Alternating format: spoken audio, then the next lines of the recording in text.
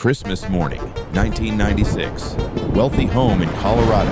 A 3-page ransom note is found on the kitchen stairs, demanding $118,000. But the child wasn't kidnapped. She was just a few floors below, in the dark corners of the basement. JonBenét Ramsey's case remains the ultimate American mystery. Was it an intruder, or was the killer already inside? All right, let's dive into one of America's most chilling and tragic unsolved mysteries. This is JonBenét Ramsey. She was just 6 years old and already a child beauty queen.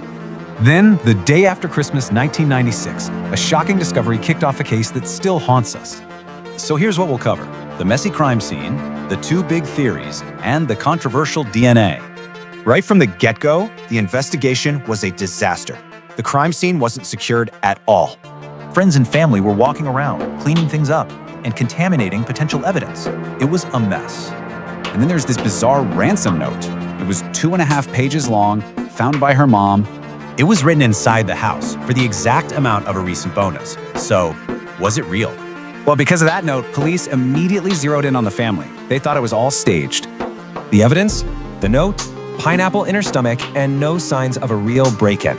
And get this, a grand jury actually voted to indict the parents, but the DA refused to prosecute. But a lot of evidence points away from the family. This brings us to the intruder theory. Things like an unknown boot print and a broken window suggested an outsider was responsible. Plus, there were 38 registered sex offenders living within just 2 miles of their home. 38. So the case was at a stalemate for years. And then, DNA evidence came along and changed the game.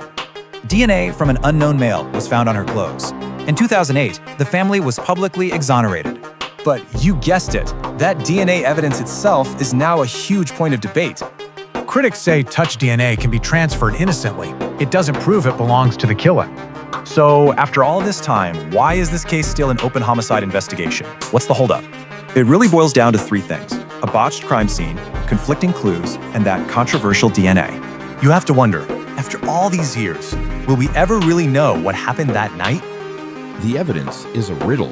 A broken window, a footprint that didn't match the family, and a ransom note written on paper from inside the house. Why $118,000? The exact amount of the father's bonus. Every trace in this basement points to a truth that no one wants to admit. Let's look closer at the scene that was contaminated before the police could even begin. All right, let's open up a cold case file. This is one that has haunted investigators and the public for decades. Today, we're going to put on our detective hats and sift through the evidence, the contradictions, and the secrets of one of America's most infamous unsolved mysteries. So let's start with the central puzzle, the thing that makes no sense right from the get-go. It's Christmas night in Boulder, Colorado. A wealthy family finds a 3-page ransom note demanding a very specific sum of money. The huge problem? Their little girl was never actually kidnapped. She was found right there, in the house. This one bizarre fact is where this entire investigation begins to completely unravel. The victim here was 6-year-old JonBenét Ramsey, a child beauty queen. And the scene of the crime? It was her own family's home, a big 15-room mansion on Christmas night 1996. What should have been, a peaceful holiday morning turned into a national obsession pretty much overnight. Okay, now look really closely at this timeline. The 911 call comes in just before 6 a.m. Police are there in minutes, and they find no sign of forced entry. But notice that gap. It takes a full 7 hours before JonBenét's body is discovered. And it's by her own father, in their own basement. For 7 critical hours, everyone, including law enforcement, thought they were dealing with a kidnapping. That initial belief that this was a kidnapping, well, it had absolutely catastrophic consequences. The house wasn't sealed off like a proper crime scene. Friends and family were allowed to just come and go, offering support. People were cleaning kitchen surfaces, moving things around, walking all through the house, basically contaminating what would later become a murder scene. This initial misstep would haunt this case forever. Now, let's examine the first and honestly the most puzzling piece of evidence, that ransom note.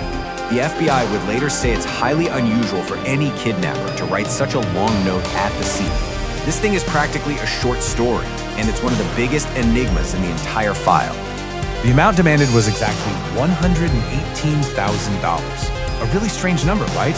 Well, police quickly learned it was almost the exact amount of John Ramsey's recent work bonus. That immediately suggested that whoever wrote the note had some kind of inside knowledge of the family's finances.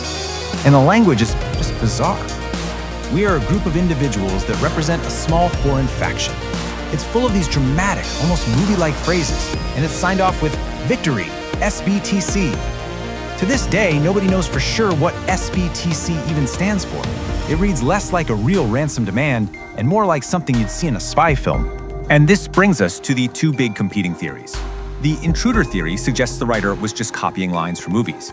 But then the family theory points out, wait a minute, the note was written on a pad of paper from inside the house, with a pen from inside the house. And this just perfectly illustrates the conflict at the heart of this case. Even the handwriting experts couldn't agree.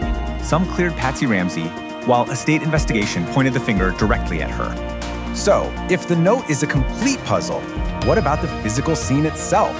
This is the core question for investigators. Did a killer actually break in from the outside? Or was this entire crime scene an elaborate performance designed to mislead them? Let's look at the evidence for an intruder. There was a broken basement window. Another door was found unlocked.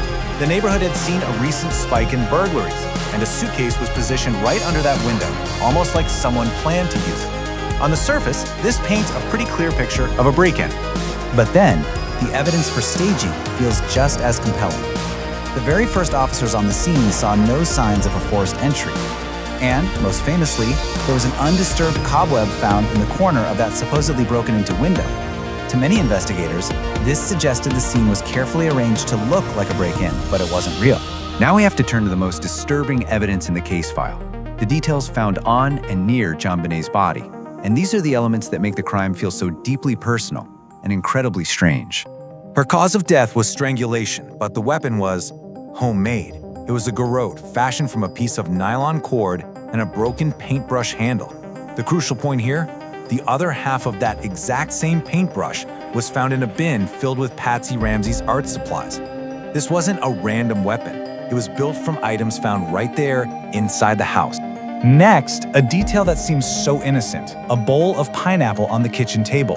Well, the autopsy confirmed JonBenét had undigested pineapple in her stomach, meaning she ate it very shortly before she died. But here's the thing. When questioned, both of her parents claimed they had no memory of giving her pineapple that night. It's this small, bizarre detail that no theory has ever been able to fully explain.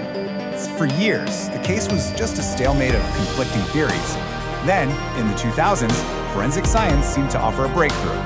DNA, who was poised to finally point a finger at the killer. So in 2003, investigators managed to isolate a DNA profile from a tiny blood stain on JonBenét's underwear. It belonged to an unknown male, and it did not match her dad, her mom, or her brother Burke. This was huge. For the very first time, there was hard forensic evidence of an unknown person at the scene. This discovery led to a really dramatic turn. In 2008, the Boulder District Attorney, Mary Lacey, wrote a formal letter to the family, citing this new touch DNA evidence, which is basically trace amounts of skin cells left behind. She publicly apologized and officially exonerated the Ramsey family from any suspicion in their daughter's murder. So that's it, right? An intruder's DNA was found, the family was cleared. Case closed? Yeah, not even close. The exoneration was immediately controversial. Other experts argued that touch DNA is incredibly easy to transfer and could come from innocent contamination, maybe even during the clothing's manufacturing process. In fact, multiple unknown DNA profiles were found on her clothes. The police chief who actually led the original investigation called the DA's letter absurd, and other forensic experts agreed the DNA proved very little. And this brings us to the final, and maybe most frustrating chapter of this case file, the legal limbo, where the truth just seems to be permanently buried. This is where the legal chaos really peaks. For over a decade, the public believed a 1999 grand jury had failed to find enough evidence to charge anyone. But in 2013, sealed documents revealed a shocking truth. The grand jury did vote to indict John and Patsy Ramsey for child abuse resulting in death. So, why didn't a trial ever happen? The district attorney at the time, Alex Hunter, refused to sign the indictment. He believed that while there was enough evidence to charge the Ramseys, there wasn't enough to secure a conviction beyond a reasonable doubt in a courtroom.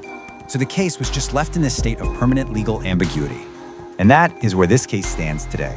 After tens of thousands of tips, interviews in over 18 states, an analysis of more than 1,500 pieces of evidence, the murder of JonBenét Ramsey remains an active, open, and totally unsolved homicide.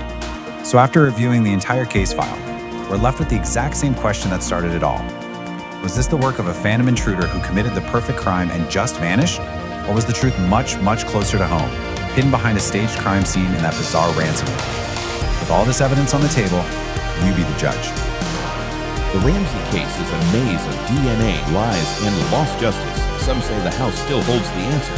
Stay tuned, because case number 7 takes us into the mind of a genius and a monster, the Zodiac Killer, the man who played a deadly game with the world and won. This is Terminal Trace.